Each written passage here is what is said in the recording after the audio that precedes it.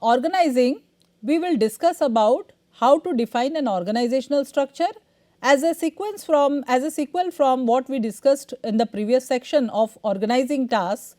I discussed about the various definitions of organization and formal and informal organization. Then further we defined what is the organizing process, and then organizational structure and design. And then in organizational structure we came up with a formal definition of structure and certain elements of organizational design like work specialization, departmentalization, chain of command, span of control, centralization, decentralization and formalization. So, these 6 elements, they form the organizational design, and in the first part of the lecture I covered work specialization, departmentalization and chain of command. In this lecture I will cover span of control, centralization, decentralization and formalization. So, what is chain of command, what is span of control? In this lecture I will define what is span of control. Span of control is the number of subordinates a manager can efficiently and effectively direct. So, what does span of control mean? What is the relevance of span of control? How many managers one supervisor can see or can oversee the work of number of subordinates? So, which will decide whether the span of organization would be wider or narrow. Say if one manager is able to oversee the work of 3 subordinates, so it will have a kind of span, that means one manager can at a time oversee the work of 3 subordinates or 3 managers. So, one supervisor is effectively able to see. In some organizations, one manager can at a time see 15 managers, can supervise the work of 15 different people.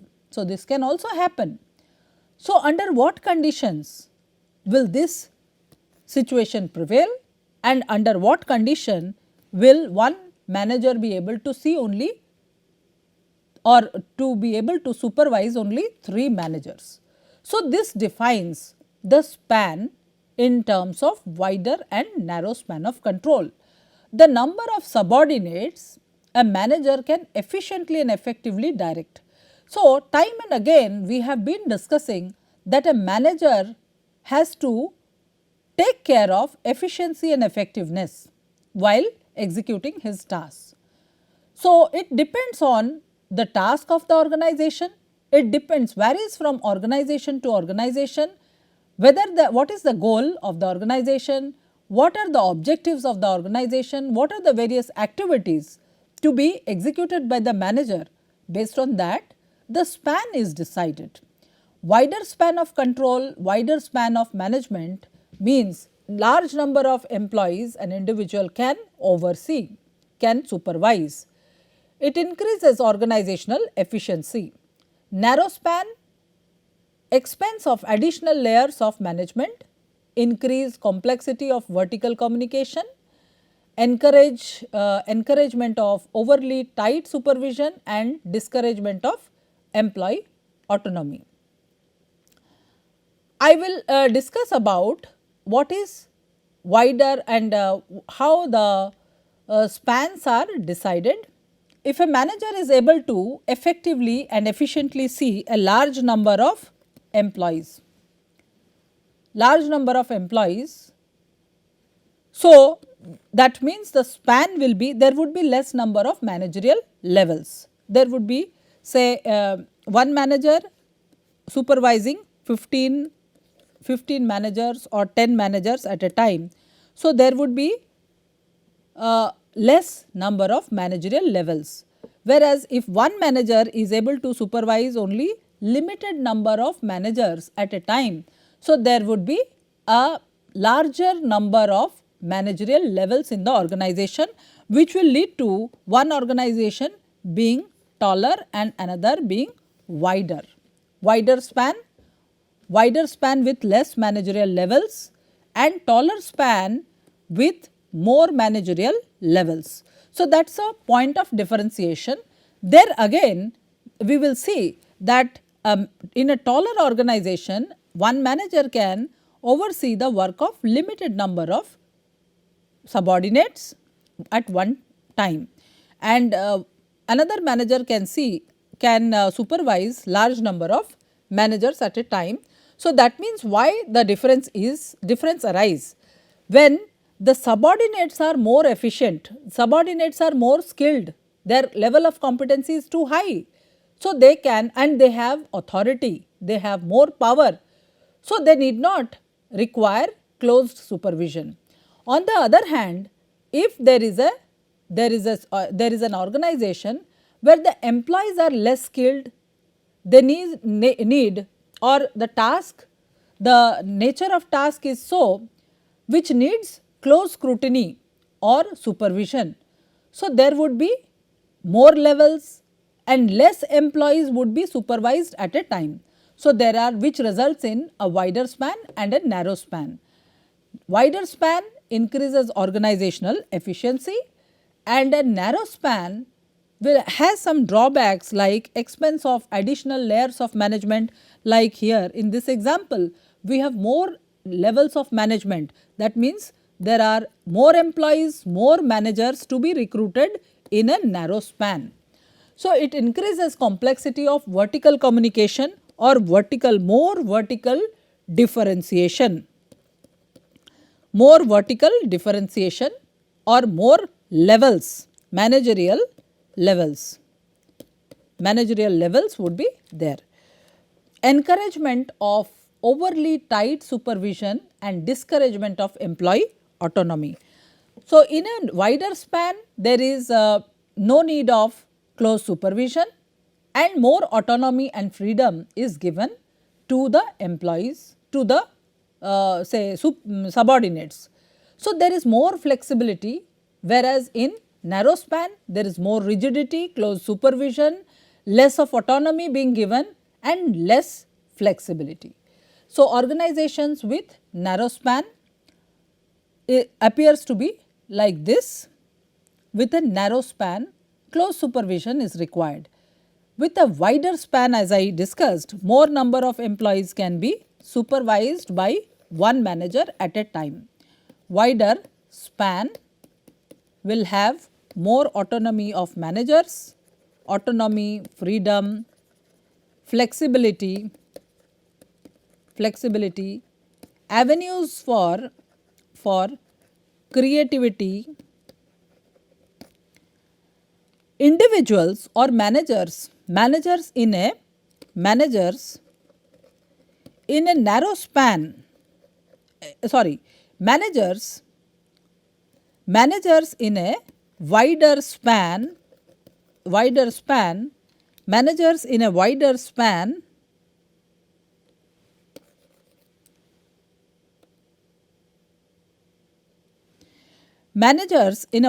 span are able to, are more efficient, competent and need less supervision. Whereas, in case of a narrow span, characteristics are less autonomy and freedom, more rigidity, close supervision of managers on their subordinates. So, these are characteristics of a narrow span. So, what we understood is either the organization will have a wider span or a narrow span. Contrasting span of control. So, how does an organization, so in a larger, what is the effect on organization?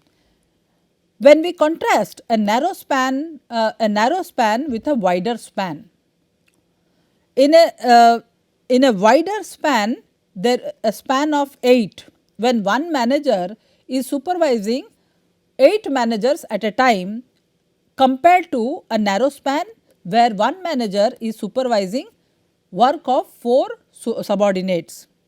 So, for those 4 people again will supervise work of 16 subordinates, again 64 subordinates, again 256 subordinates, again in the next level 1024 subordinates and 4096 managers. So, what is the, how many managerial levels are there? There are 6 managerial levels and number of managers are 4096. Span is 4 as compared to the wider span which has a span of 8, that means one manager will supervise 8 subordinates. Those 8 subordinates will again supervise 64 subordinates, further 512 in the, say in the next rank, and 4096. So, 4096 managers and levels are only 4 and the span is 8. So, this is how the span of control is decided. What determines, now we will discuss what determines the effective span of management. What is an effective span of management? Whether the tall or the wider span of management, whether the tall or narrow or wider span of management, out of these two, which is effective? Narrow span, a great deal of time spent with subordinates. It is related to little or no training. In a narrow span, there is no training, little or no training, inadequate or unclear authority delegation. In a narrow span, unclear plans for non-repetitive operations, non-verifiable objectives and standards, fast changes in external and internal environment, use of poor or inappropriate communication techniques including vague instructions,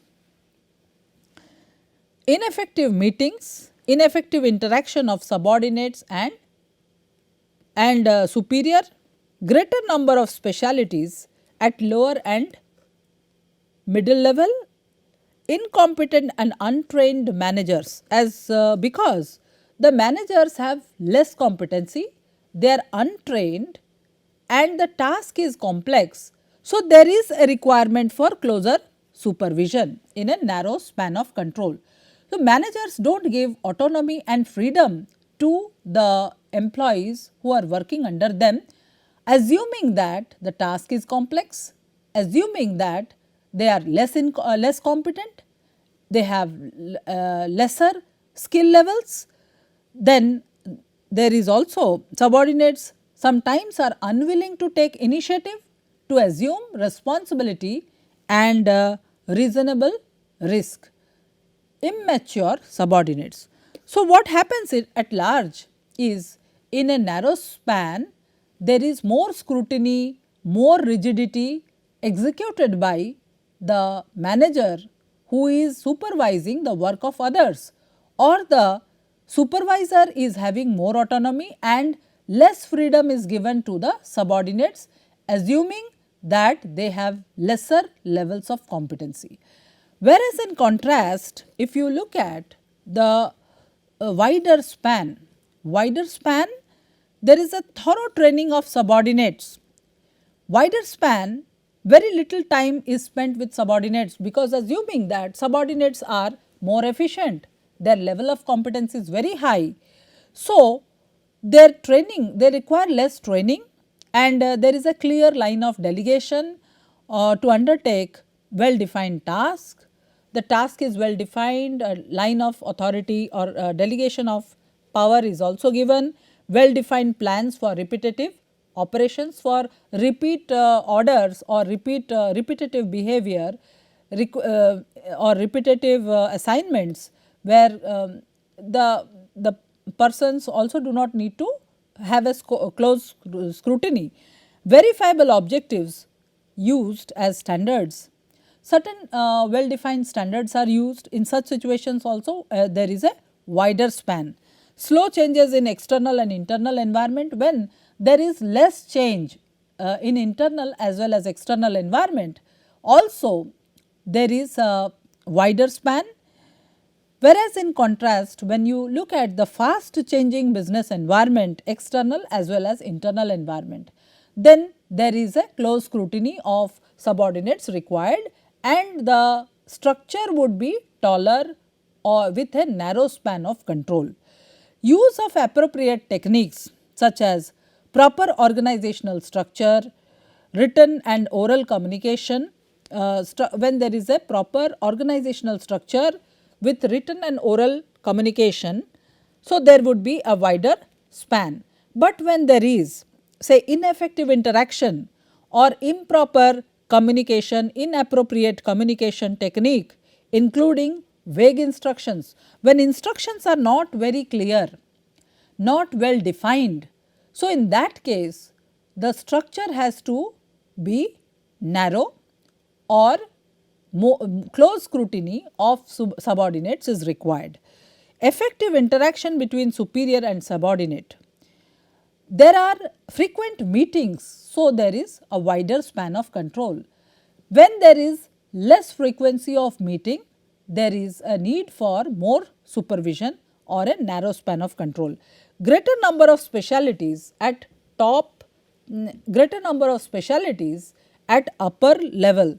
When the top management, top managers concerned with, or when the greater number of specialities at top management level, the top managers concerned with external environment, then there is a wider span of control. Competent and trained managers, when managers, the subordinates are well trained, so there would be a wider span. When the task is simple, there is less of supervision required.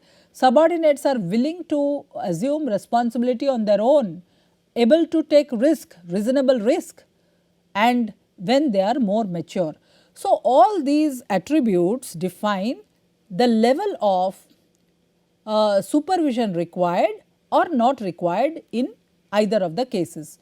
So, on the basis of the training, on the basis of the clear lines of command, on the basis of the communication and the rules well defined, or the complexity and simplicity of the task. So, organization can define whether the span of control will be narrow or wider.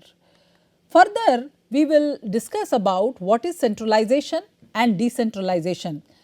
Centralization, decentralization means how much of power is lying with the top management. So, centralization means the degree of power being given to the top management is centralization. In contrast, decentralization is the degree to which power is disseminated to different managers or managers at different hierarchical positions. So, where does the decision making authority lie? This discusses about the centralization and decentralization. The degree to which decision making is concentrated at a single point in the organization. Formal decision making authority is held by a few people, usually at the top. Decentralization, in contrast, is the degree to which decision making power is spread throughout the organization with different people at different levels.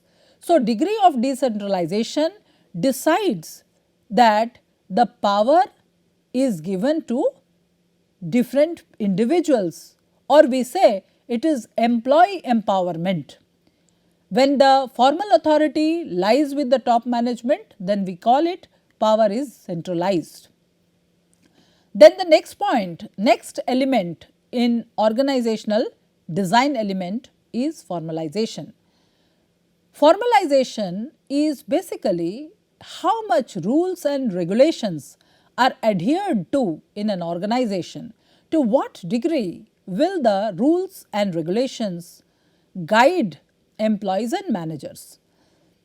We generally come across organizations where too much formalization is implemented, which means that people follow the rules and regulations, their behavior is guided by the rules and regulations. The degree to which jobs within the organization are standardized, standardization and non-standardization. Standardized jobs are those where there is a high degree of formalization. Minimum worker discretion is how to get the job done. It is less discretionary on the part of employees to get the job done, or there is workers have less discretion. Workers have say few discretion or no discretion to get the job done. The task is well defined by the rules and regulations when there is a higher formalization. So, many rules and procedures are defining the series or sequence of steps to be followed. The goals are attained by abiding by the rules and regulations.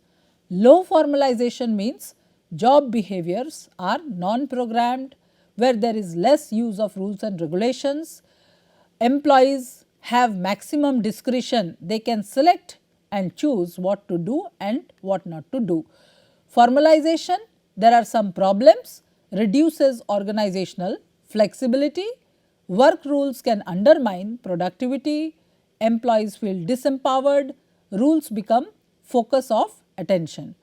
So, what are the models of organizational design?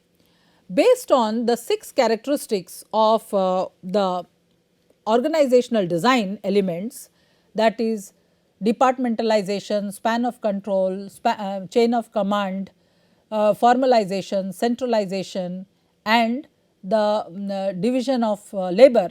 So, there are the 6 elements of organizational design like work specialization, departmentalization, span of control, chain of command, narrow and wide span of control, and then centralization, formalization. The organization's structure or models of organizational designs are being developed.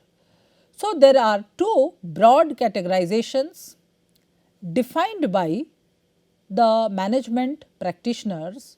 One is called the mechanistic model, the other is called organic model. So, there are broad definitions of organizational design, mechanistic model and organic model. What are these and what is the role of the 6 elements of organizational design? Organizational design elements: work specialization, departmentalization, span of control, centralization and formalization. These are the 6 elements which help in defining mechanistic and organic models of organizational designs. So, mechanistic model is one where there is higher specialization, rigid departmentalization, there is rigidity in departmentalization and a clear chain of command, narrow span of control, more centralization and a high degree of formalization. So, what we have discussed now in a mechanistic model, based on the 6 elements of organizational design based on the 6 elements of organizational design, we have come to differentiate between the mechanistic and the organic model.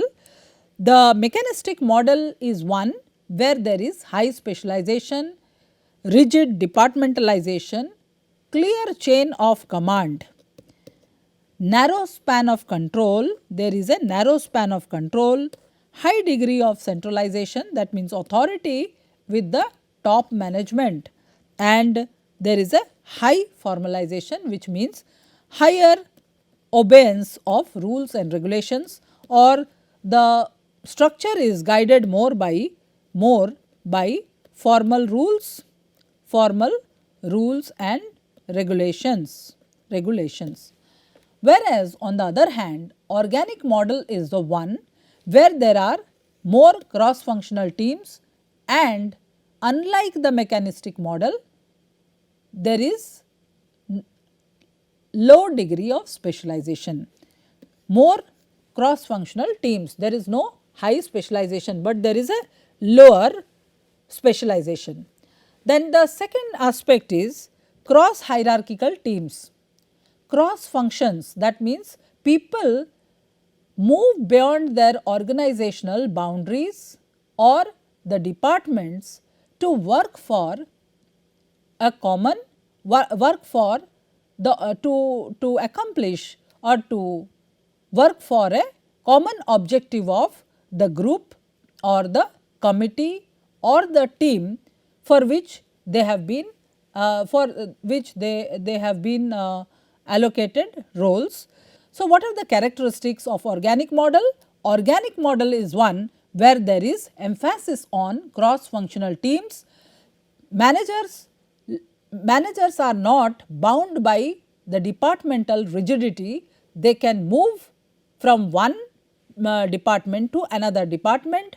They can work for the collective purpose of accomplishment of the goals or objective of a group or a task or a committee, and there are cross hierarchical teams.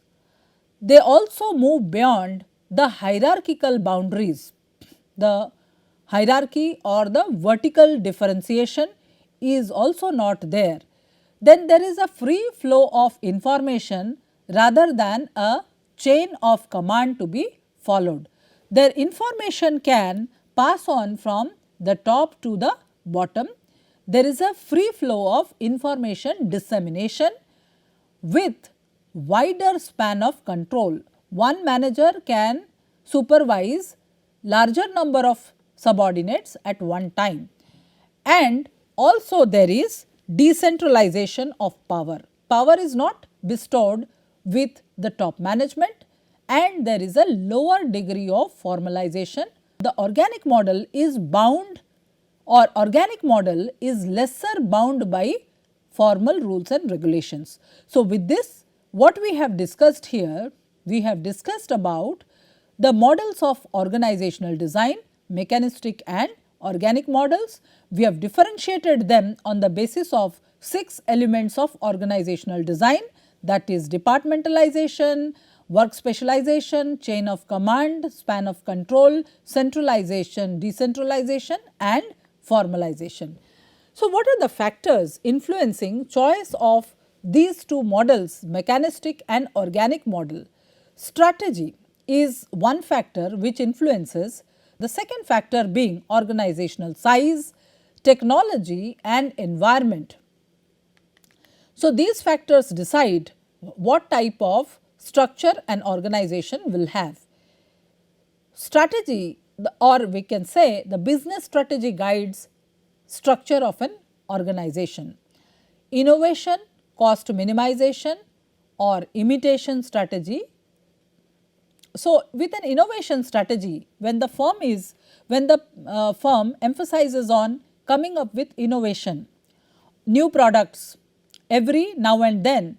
So, a strategy that emphasizes the introduction of new products and services, the most suitable form of structure is organic structure. The most suitable form of organizational structure is organic model. Cost minimization strategy, when the emphasis is on minimizing cost. A strategy that emphasizes tight cost control, avoidance of uncertainty, innovation of marketing expenses, avoidance of unnecessary innovation or marketing expenses, and price cutting or cost cutting. So, the most suitable form of structure is mechanistic model. Imitation strategy, a strategy that seeks to move into new product or new market only after their viability has already been proven. So, mix of two types of structure, that is both mechanistic or organic structure. How does organizational size influence the choice of organic and mechanistic structure? As organizations grow, they become more mechanistic more specialized with more rules and regulations.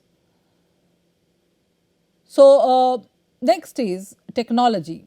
How an organization transfers its inputs into output. What is the process of transformation? What is the technology being used? The more routine the activities, the more mechanistic the structure is with greater formalization. Customized activities need an organic structure. The last point is environment. Institutions or force outside the organization that potentially affect the organizational performance. So, how external environment influences organizational structure. External environment has been a crucial factor in defining the structure. Dynamic, stable, complex and simple. So, external environment has and its effect on organizational structure. We will discuss about this in more detail. A dynamic environment. Environment can be categorized as dynamic and stable. So, what is the impact of dynamic environment on organization and what is the impact of stable environment on organizational structure? We will discuss in details. Dynamic environment is one where there is a high rate of change. Use team based, network or organic form of structure. A stable environment which is steady with steady conditions, predictable change, use mechanistic structure. Complexity, when the environment is highly complex and dynamic, many elements such as many stakeholders, there is decentralization. The focus is on decentralization or empowerment, empowerment of managers. When the environment is simple, few environmental elements, few challenges which will not have a sudden impact on the structure. So, less need to decentralize, there is more of centralization. Common organizational designs are simple structure, functional structure, divisional structure, bureaucracy, metric type and virtual organizations, boundaryless organizations, team based structures and network structures. So, we will discuss about all these in the next session, next lecture. So, what we have discussed in this section? We discussed about the elements of organizational design. We discussed about two broad categories of organizational forms, structural two broad models of organizational structure, mechanistic and organic structure, and what are the factors that influence deciding the type of structure. With this, I would like to conclude the session here. We have learnt about how a structure is being developed, whether it is mechanistic or organic structure. Thank you.